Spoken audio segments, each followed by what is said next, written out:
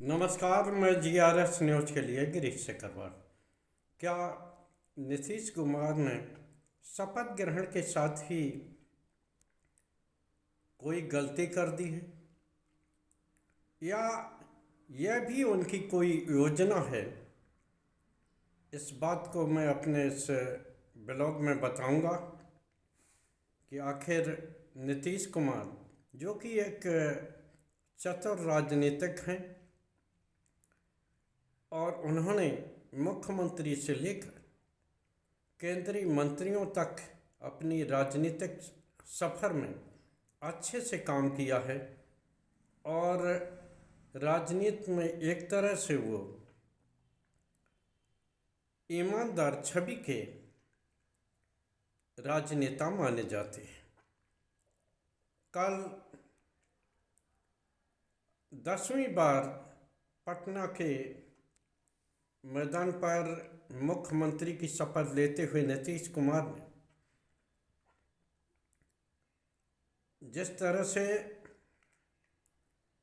ये दिखाया कि बिहार के असली राजनेता वो ही है, भले ही उनकी स्वास्थ्य को लेकर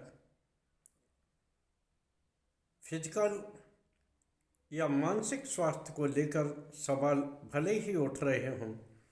लेकिन जिस तरह से वो एक्टिव दिखाई दे रहे हैं, वो कहीं से भी अभी ये दर्शाने को काफ़ी नहीं है कि वास्तव में उनकी मानसिक स्थिति क्या है। ये अलग बात है कि वो किसी के भी पैर छूने के लिए और किसी को भी माला डालने के लिए उद्यत दिखाई देते हैं। मैं कोई स्वास्थ्य संबंधी विशेषज्ञ नहीं हूँ, लेकिन जैसा कि मैंने उन्हें राजनीतिक रूप से जैसा समझा है, नीतीश कुमार ने, जिन्होंने कि पिछड़ों की राजनीति की, कमज़ोर वर्गों की राजनीति की और साथ में ही सवर्ण आयोग का गठन भी किया, एक तरह से वो ऐसे राजनेता हैं जो कि सभी वर्गों को, सभी जातियों को साथ लेकर चलते हैं। ये बात अलग है कि बिहार के सामाजिक दृष्टिकोण के हिसाब से उन्हें EBC या OBC या अन्य वर्गों के अनुसार चलना पड़ता हो, नीतियां बनानी पड़ती हों, लेकिन किसी भी तरह का भेदभाव सामाजिक समरसता को लेकर अभी तक दिखाई नहीं दिया। अब आशा है कि नई सरकार, कल नीतीश के साथ 26 मंत्रियों ने शपथ ली है, लेकिन आश्चर्यजनक रूप से करीब 14-15 मंत्री नीतीश कुमार के बन सकते थे, लेकिन नीतीश कुमार ने अपने कोटे से, अपने दल के कोटे से सिर्फ 8 मंत्री बनाए। ये कोई संयोग है या प्रयोग है, इसकी बात मैं अभी नहीं कर सकता, लेकिन जिस प्रकार के वे चतुर राजनेता हैं, निश्चित तौर पर यह दर्शाने को काफ़ी है कि वो भविष्य को दृष्टिगत रखते हुए इस तरह की योजना बना रहे हैं या इस योजना पर चल रहे हैं। फिर से ये सवाल इसलिए उठा, जिसका कि उल्लेख मैंने ब्लॉग के पहले ही कर दिया था, कि विधानसभा अध्यक्ष को भारतीय जनता पार्टी के पाले में सौंपने को लेकर क्या नीतीश कुमार ने कोई राजनीतिक भूल की है, या ये उनकी एक योजना है जिससे कि शपथ ग्रहण का कार्यक्रम सकुशल संपन्न हो जाए। क्योंकि आप सभी लोग जानते हैं कि विधानसभा अध्यक्ष को लेकर गृह मंत्री अमित शाह शपथ ग्रहण के एक दिन पूर्व ही उनसे बंद कमरे में बातचीत करना चाहते थे, लेकिन नीतीश उस समय तैयार नहीं हुए थे और यहाँ तक कि बात तनातनी की स्थिति पर भी आ गई थी। लेकिन हो सकता है, जैसा कि मैंने कई बार आपको बताया, कि नीतीश कुमार वर्तमान परिस्थितियों को अच्छे से भांप रहे हैं और वो अपनी दल और अपने स्वास्थ्य या अन्य मुद्दों को लेकर भी सचेत हैं, अपनी प्रतिष्ठा को लेकर सचेत हैं। वो ऐसा भी कोई काम नहीं करना चाहते जिसके के कारण अभी उनके कारण गठबंधन में फूट पड़ती दिखाई दे। लेकिन जिस तरह से वो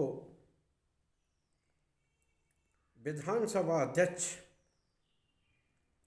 को आसानी से भारतीय जनता पार्टी को देने के लिए तैयार हो गई, वो ये दर्शाना है कि निश्चित तौर पर इसमें भी उनकी कोई राजनीतिक चाल होगी ही, क्योंकि जैसा कि मैंने आपको बताया कि बहुत चतुर राजनेता है और जिस तरह का चरित्र भारतीय जनता पार्टी का अपने सहयोगियों के प्रति रहा है, विपक्षी दलों के प्रति तो खासकर रहा ही है कि जो ऑपरेशन लोटस चलता है, लेकिन जिस तरह से महाराष्ट्र में उन्होंने अपने ही सहयोगी दल रहे शिवसेना को तोड़ा,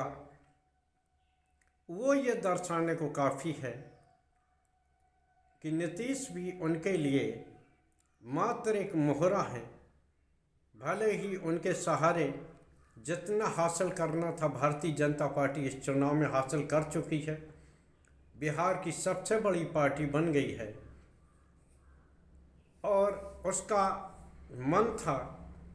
कि वो अपना मुख्यमंत्री भी बनाए, लेकिन चुनाव परिणाम के दृष्टिगत रखते हुए जिस प्रकार से उन्हें नीतीश को एक तरह से मुख्यमंत्री बनाने के लिए विवश होना पड़ा, वो सभी लोगों ने देखा। क्या हमें निकट भविष्य में विधानसभा अध्यक्ष के जरिए अपने ही सहयोगियों या अन्य दलों को तोड़ते हुए हम बिहार में देखेंगे? हालांकि यह दूर की कौड़ी है, लेकिन जिस तरह से नीतीश कुमार ने अपने कोटे के 4-5 मंत्री कम बनाए हैं, वो ये दर्शाने को काफ़ी है कि नीतीश भी इस बारे में चौकस है। देखना ये है कि जब वह प्रधानमंत्री से मिलने जाएंगे, 1-to-1 उनकी मुलाकात प्रधानमंत्री से होती है या कोई बीच में मध्यस्थ बैठता है,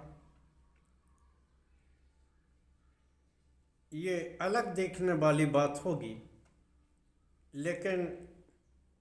आप सभी लोग जानते हैं कि जिस तरह से उन्होंने एक तरह से हारी हुई बाजी को इस चुनाव में पलट दिया, अपने स्वास्थ्य को लेकर जिस प्रकार लोग दावा कर रहे थे नीतीश कुमार अब चुक गए हैं, और उन्होंने जिस तरह से उस संबंध में वो निखर कर आए और पूरे बिहार को ये दिखा दिया कि किस प्रकार वो हारी हुई बाजी को भी जीतने का मादा रखते हैं। नीतीश कुमार को संभवतः हल्के में लेने की भूल नहीं करना चाहिए, लेकिन फिर से वही सवाल कि क्या विधानसभा अध्यक्ष भारतीय जनता पार्टी को, और उस भारतीय जनता पार्टी को जो न सिर्फ विपक्षियों के दल तोड़ने में माहिर है, बल्कि सहयोगियों के दल में भी तोड़ फोड़ करने में माहिर है, और इसका आरोप नीतीश बाबू खुद ही लगाकर एक बार एनडीए गठबंधन से बाहर जा चुके हैं। क्या उन्होंने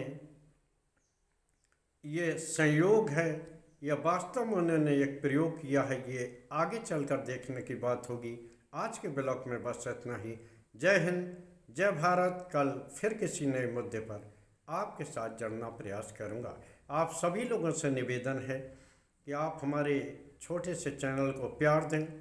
हमारे कंटेंट को शेयर करें और कमेंट लिखकर हमारी हौसला अफजाई करें। जय हिंद, जय भारत।